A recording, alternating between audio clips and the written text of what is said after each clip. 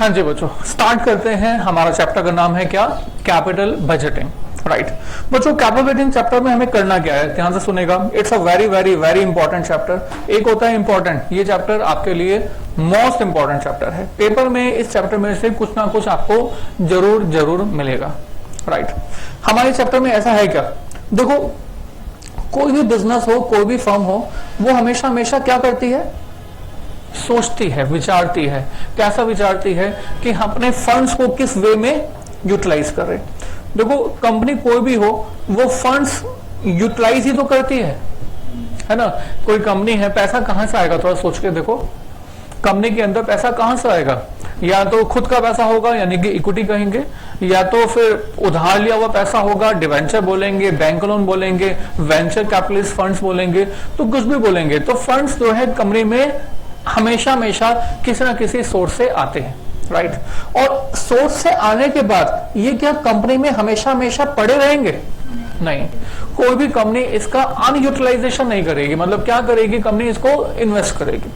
अब कंपनी जब भी पैसों को इन्वेस्ट करती है ना, तो that kind of investment can be in the two form, can be in the two form. Number one is called short term requirement for the short term period and number two for the long term. सबसे पहले मैं आपको short term समझा देता हूं कि short term क्या होता है। शॉर्ट टर्म का मतलब होता है कि कंपनी ने इसको इन्वेस्ट किया वर्किंग कैपिटल के लिए। कंपनी ने इन्वेस्ट किया वर्किंग कैपिटल के लिए। वर्किंग कैपिटल मतलब क्या हुआ? Current assets. सुना हुआ आपने? वर्किंग कैपिटल का मतलब क्या हुआ? Current assets minus current liabilities. Current assets current liabilities में इन्वेस्टमेंट करना क्यों जरूरी है? देखो, current assets and current liabilities में बिना इन्वेस्टमेंट किए कंपनी रन ही नहीं कर सकती। राइट, थोड़ा सोचो, कंपनी ने मशीनरी इंस्टॉल की, मशीनरी है 1 करोड़ की, तो 1 करोड़ की मशीनरी कंपनी ने इंस्टॉल कर दी है। राइट, पर मशीनरी इंस्टॉल करने के बाद मशीनरी वर्क कैसे करेगी, काम कैसे करेगी? कंपनी को सबसे पहले तो हाँ जी रॉ मटेरियल लेके आना होगा। राइट, अब रॉ मटेरियल अगर सप्लायर से उस समय मंगवाया जाएगा जिस समय मशीनरी को रन करना है, तो हो सकता है कि मशीनरी को वेट करना पड़े। तो हमें इस रॉ मटेरियल को क्या करना पड़ेगा? इसको हमें स्टोरेज में रखना होगा, ताकि मशीनरी पे में जब भी रॉ मटेरियल की जरूरत पड़े, इस रॉ मटेरियल को जल्दी से मशीनरी में इनपुट किया जा सके। राइट, तो अगर रॉ मटेरियल को स्टोर डिपार्टमेंट में हम लोग संभाल के रख रहे हैं, तो हमारी जो इन्वेस्टमेंट है वो कहां पर इन्वेस्टमेंट हो जाती है? रॉ मटेरियल में, रॉ मटेरियल के स्टोरेज में। रॉ मटेरियल मशीनरी में जाएगा तो क्या बन जाएगा? WIP। तो हमारी इन्वेस्टमेंट WIP में भी होगी। और जब WIP से फिनिश गुड्स बन जाएगा, तो सोचो क्या फिनिश गुड्स बनते ही बिक जाएगा क्या? नो, सामान को बनने के बाद, तैयार होने के बाद भी बेचने में कुछ समय लगता है। मैंने कहा सर इस फिनिश गुड्स को सेल होने में समय लगेगा, तो फिनिश गुड्स को जब तक सेल नहीं होता उसको हमें कहां रखना पड़ेगा? वेयर हाउस में या शोरूम में। राइट, मैंने कहा मारुति कंपनी है, मारुति कंपनी के लिए रॉ मटेरियल बताना क्या होगा? बहुत सारे स्पेयर पार्ट्स। राइट, और इसके अलावा शीट्स आयरन की, जिसको कि हमारी मारुति कंपनी जो यूज करती है। राइट, अब जब प्रोडक्शन जब हो रहा होता है, जब कार बन रही है, तो भी फैक्ट्री के अंदर 50-100 कार जो है हमें दिखती हैं, और वो 50-100 कार हमेशा दिखेंगी, क्योंकि वो पुराना रॉ मटेरियल इनपुट होगा, वर्क इन प्रोग्रेस में कन्वर्ट होगा, वो कहां पर कन्वर्ट हो जाएगा? फिनिश गुड्स में। राइट, और फिनिश गुड्स बनने के बाद मारुति कंपनी जो है वो बहुत सारी फिनिश गुड्स कारों को संभाल के रखती है। राइट, तो वहां पर भी कंपनी की हमेशा हमेशा इन्वेस्टमेंट रहती है। आप कंपनी के पास गए कार लेने के लिए। राइट, तो आपने कहा सर मुझे ये वाली कार लेनी है, तो मारुति कंपनी उसी समय आपको जो है, अगर आपने पैसा पे कर दिया है, उसी समय कार दे देगी। राइट, पर क्या वो ये कहेगी नहीं रुको पहले हम बनाएंगे, मैन्युफैक्चर करेंगे, रॉ मटेरियल खरीदेंगे, उसके बाद आपको बेचेंगे? नहीं, मतलब कंपनी ने जो है फिनिश गुड्स में भी अपना बहुत सारा पैसा इन्वेस्ट किया हुआ है। राइट, तो जनरली होता यह है कि सबसे पहले कंपनी के पास कैश होता है, कैश कन्वर्ट कर दिया जाता है रॉ मटेरियल में, और रॉ मटेरियल का जो अमाउंट है वो कन्वर्ट हो जाता है WIP में, WIP का अमाउंट कन्वर्ट हो जाता है फिनिश गुड्स में, और फिनिश गुड्स जब बिक जाते हैं, सामान बिक जाता है, तो भी पैसा इन्वेस्टेड होता है कहां पर? डेटर्स में। फिनिश गुड्स जब सेल होते हैं तो कैश ऑन द स्पॉट नहीं मिलता।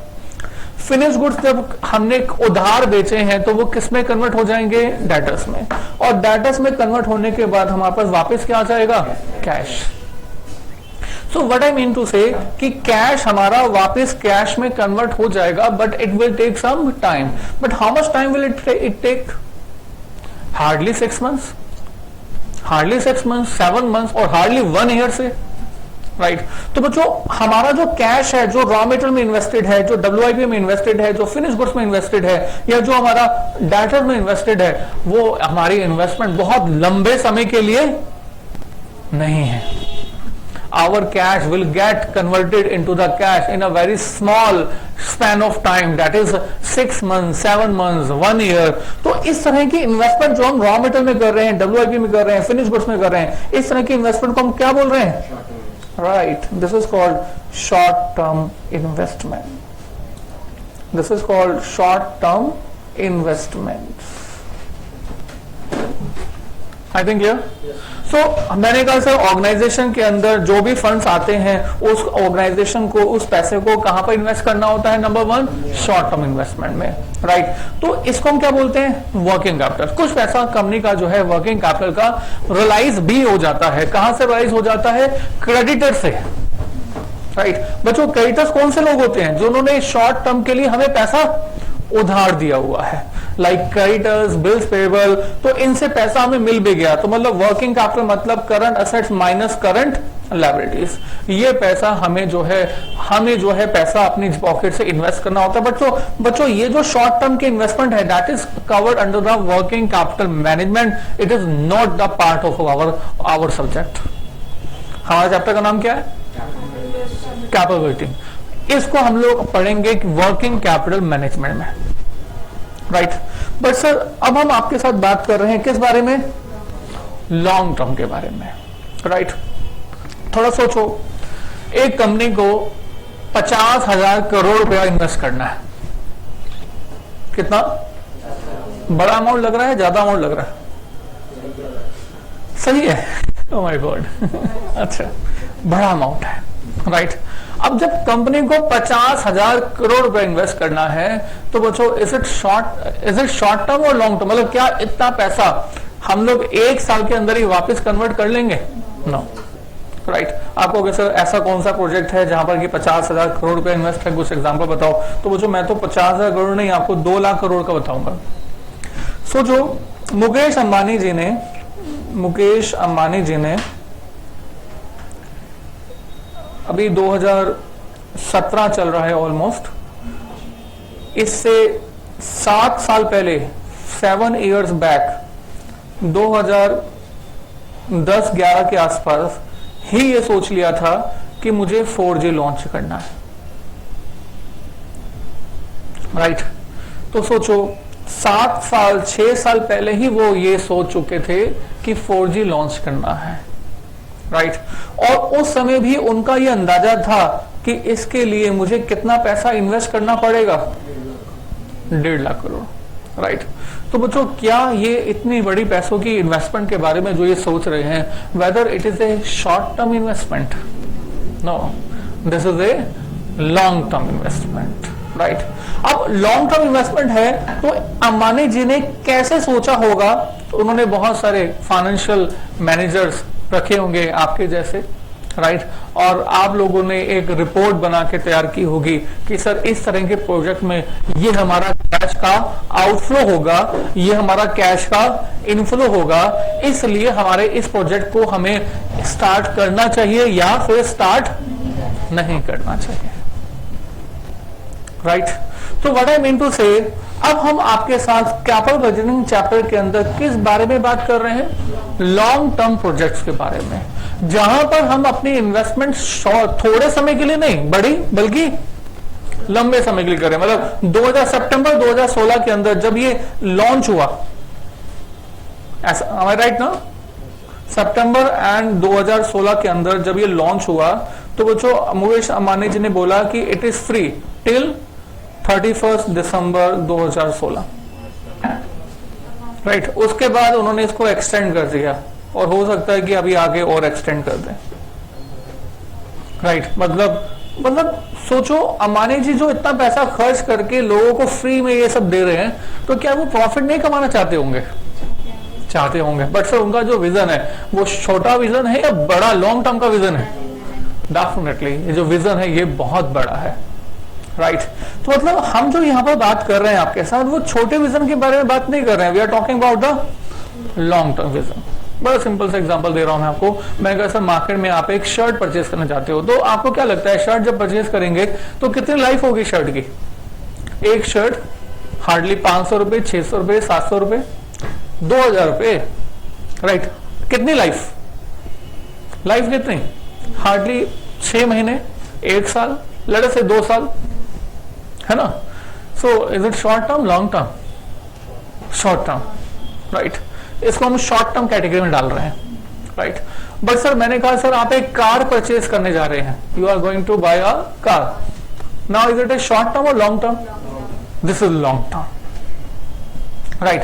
कार जब परचेज करेंगे और जब शर्ट परचेज करेंगे, दोनों सिचुएशन के अंदर आपके पास जो मेंटल पावर होगी, जैसे कहो कि आप जो सोचेंगे, विचारेंगे, खरीदने से पहले जो आप एनालाइज करेंगे, उन दोनों के दोनों प्रोसेस के अंदर डिफरेंस होगा या नहीं होगा? डेफिनेटली होगा, right.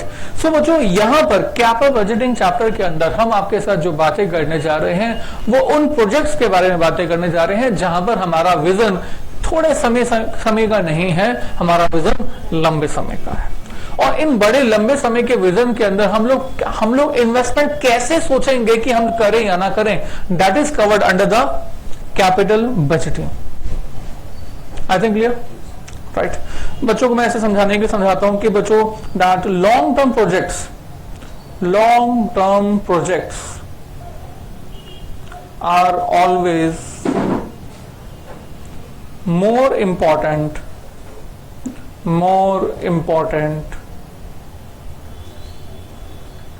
than any short term project, because of following 2 reasons. हाँ जी, because of following 2 reasons, mainly because of the 2 reasons. Number 1, पहला रीजन क्या है, राइट, बताएंगे आप?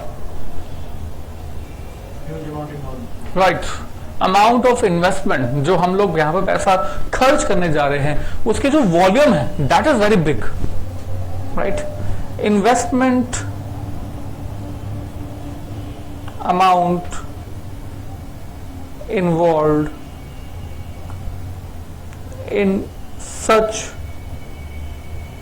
projects are very very big. In projects में जो हमारी इन्वेस्टमेंट है वो बहुत बड़ी है, राइट। ये तो हमें चेक करना है कि रिटर्न बड़ी है या नहीं है, ये तो हम बाद में चेक करेंगे। मगर हम आपके साथ क्या बात करने जा रहे हैं कि अगर आपको शर्ट खरीदना हो 700, 800, 2000 रुपए की, या फिर आपको कार खरीदनी हो, तो हमने कहा कि कार में क्योंकि पैसा बहुत ज्यादा लगने वाला है, इसलिए इसमें सोच विचार की करने की जरूरत ज्यादा होगी, राइट। ओके, नंबर 2, दूसरा रीजन क्या है? टाइम फ्रेम बड़ा होगा, इसको कोई शक नहीं है। इसका एक दूसरा रीजन है that these decisions are irreversible. These decisions are irreversible. एक बार आप एंटर कर जाओ, वापस लेना बड़ा मुश्किल है, राइट। मैं इसको बच्चों के एग्जाम्पल के साथ देता हूं, बच्चों को बड़ा अच्छा लगता है ये एग्जाम्पल ये है कि बच्चों देखो, आपके साथ आप पढ़ रहे हो, स्टडी कर रहे हो, तो नो डाउट आपके बहुत सारे दोस्त होंगे, है ना। पर जब ये दोस्त यार आपके साथ घूम रहे हैं, आपके साथ बैठे हुए हैं, दिस एंड दैट, तो आपने इनको सिलेक्शन के लिए कुछ ज्यादा सोचा विचारा या नहीं? आपका दोस्त कोई बन गया तो आपने बहुत ज्यादा सोचा विचारा दोस्त बनाने से पहले या नहीं? नहीं, राइट। अच्छा, अभी तक आपके कितने सारे दोस्त रहे होंगे, इतने सारे जितने भी दोस्त रहे होंगे, तो क्या वो सभी के सभी दोस्त आज आपके दोस्त हैं? नहीं है, बोलो नहीं है। तो यानी कि अभी जो दोस्त अभी चल रहे हैं, क्या ये फ्यूचर में आपके दोस्त रहेंगे? लगता ऐसे है कि फ्यूचर में रहेंगे, राइट, एक्चुअल में नहीं रहते, राइट, एक्चुअल में नहीं रहते। बच्चे बड़े इमोशनल होते हैं, बच्चे कहते हैं सर आपने ये गलत बात बोल दी बच्चे कहते हैं सर बहुत गलत बात बोल दी सर, ये ऐसा नहीं हो सकता। तो मैंने कहा सर ऐसा होता है, एक्चुअली प्रैक्टिकल लाइफ है ये। बच्चों मतलब दोस्त जो हैं वो दो जगह रहते हैं इसके बाद, और वो है, एक है व्हाट्सएप ग्रुप और एक है फेसबुक ग्रुप तो ये दो जगह ऐसी हैं जहां पर दोस्त हमेशा हमेशा मिलते हैं, राइट। आपको कैसे ऐसा क्यों? मैं कैसे, बड़ा सिंपल है, आप प्रैक्टिकल आप बनो ना। अभी आप अकेले हो, ठीक है ना, थोड़े दिनों के बाद मतलब बड़े हो जाओगे, डिग्री मिल जाएगी, जॉब करने लगोगे, फिर शादी हो जाएगी, राइट। अभी आपकी रिस्पॉन्सिबिलिटी है, और आप जब अकेले हो तो आपके लिए प्राइमरी इंपॉर्टेंस जो है वो आपके दोस्त हैं। और जब शादी हो जाएगी तो फिर प्राइमरी इंपॉर्टेंस के बाद, आपकी इंपॉर्टेंस के बाद दूसरी इंपॉर्टेंस किसकी होगी? दूसरी इंपॉर्टेंस होगी पार्टनर की, राइट। तो दोस्त की इंपॉर्टेंस वो कहां पहुंच गई? तीसरे नंबर पर, तीसरे नंबर पर। अच्छा, तो जो पार्टनर होगा उसकी फैमिली होगी, राइट, और फिर आपकी भी फैमिली होगी, राइट। तो तीसरे नंबर पे पार्टनर की फैमिली होगी या दोस्त होंगे? पार्टनर की फैमिली होगी, राइट। रहना है ढंग से घर में अगर तो घर में रहना है तो पार्टनर की फैमिली होगी, राइट, ओके। क्योंकि आपको आपके पार्टनर की फैमिली के साथ क्यों मतलब इंपॉर्टेंस देनी पड़ेगी? क्योंकि आप ये भी चाहोगे कि वो भी आपके फैमिली को इंपॉर्टेंस दे, राइट। मतलब तीसरे नंबर पे क्या हो गया? पार्टनर की फैमिली। चौथे नंबर पे क्या हो गया? अपनी फैमिली। दोस्तों का नंबर क्या आ गया? पांचवा, राइट। अब जब शादी होती है तो शादी के साइड इफेक्ट शुरू हो जाते हैं, है ना। अब जब शादी के साइड इफेक्ट शुरू हो जाते हैं तो सबसे पहले इंपॉर्टेंस उनकी हो जाती है। अब हमने कहा कि शादी के साइड इफेक्ट शुरू हो गए हैं, और शादी के साइड इफेक्ट के बाद तो मतलब पहली इंपॉर्टेंस उनकी, फिर दूसरी इसकी, फिर तीसरी इसकी, फिर चौथी, तो दोस्त कहाँ चले गए तो दोस्तों की जो इंपॉर्टेंस है वो ऑलमोस्ट नीचे चली जाती है। अपनी इंपॉर्टेंस तो ढूंढनी पड़ती है, भाई मैं कहाँ पर हूँ, ऐसा सबके साथ होता है, राइट। तो इसलिए कहते हैं कि जब जितने बैचलर हैं वही सुखी हैं। चलिए कम बैक। तो मैं कहा सर वेरी नाइस, सिंगल आदमी क्रांति लाता है और शादीशुदा सब्जी लाता है, वेरी नाइस, गुड। चलिए आगे चलते हैं। But I mean to say कि दोस्ती यारी जो है शॉर्ट टर्म और लॉन्ग टर्म। शॉर्ट टर्म तो ज्यादा सोचा विचारा या नहीं? No, right. तो मैंने कहा सर आपने शादी करनी है, आप शादी के लिए पार्टनर ढूंढ रहे हो, राइट। अब बताना शॉर्ट टर्म या लॉन्ग टर्म?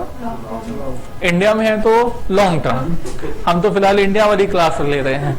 इंडिया में है तो लॉन्ग टर्म, यूएस में होते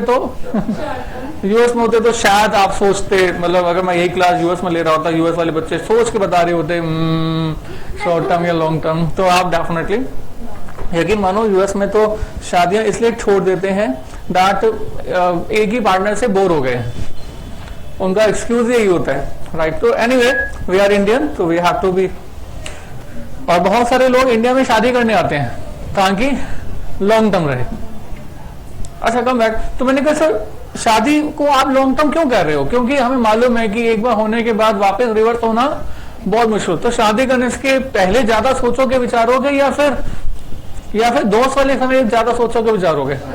बिकॉज इट इज इरिवर्सिबल, शादी इज इरिवर्सिबल। बहुत सारे लोग तो डरते हैं, राइट, शादी होगी तो ऐसा होगा वैसा होगा, इसलिए वो शादी बहुत बहुत लेट करते हैं, राइट। चलिए एनीवे सबका अपना अपना विचार है। अभी हमने कहा हमारे पास ये जो कैपेबिलिटी चैप्टर्स है उसमें लॉन्ग टर्म व्यू होने के कारण से, इरिवर्सिबिलिटी होने के कारण से ये जो टॉपिक है that is very very important, not for our subject, not for our exam, but in the practical life also, right. अच्छा इस पर्पस के लिए ना हमने कुछ टूल्स फॉर्म किए हुए हैं, टूल्स फॉर कैपिटल बजटिंग। इन्हीं टूल्स के बारे में हम आपके साथ अभी बातें करेंगे। क्या बोला मैंने, क्या बात करेंगे? Tools for capital budgeting. Tools Hindi में क्या बोलेंगे? औजार। We are talking about some औजार of the capability and these tools are number 1 payback period, payback period. Number 2 NPV. यकीन मानो बच्चों 99% केसेस में हम लोग एनपीवी के बारे में ही बात करेंगे, right. Number 3 IRR, internal rate of return. NPV का मतलब क्या होता है? Net present value, net present value. IRR का मतलब क्या होता है? इंटरनल रेट ऑफ रिटर्न, ठीक है। और इसके बाद एक और है, that is called profitability index. Profitability index, इसको प्यार से हम लोग पीआई बोलते हैं। इसको एक और नाम बोलते हैं डिजायरेबिलिटी फैक्टर, डिजायरेबिलिटी फैक्टर, वो भी एक नाम है इसका। एक और टूल है that is called ARR. ARR stand for the accounting rate of return, accounting rate of return. और इसका एक दूसरा नाम है that is called average rate of return,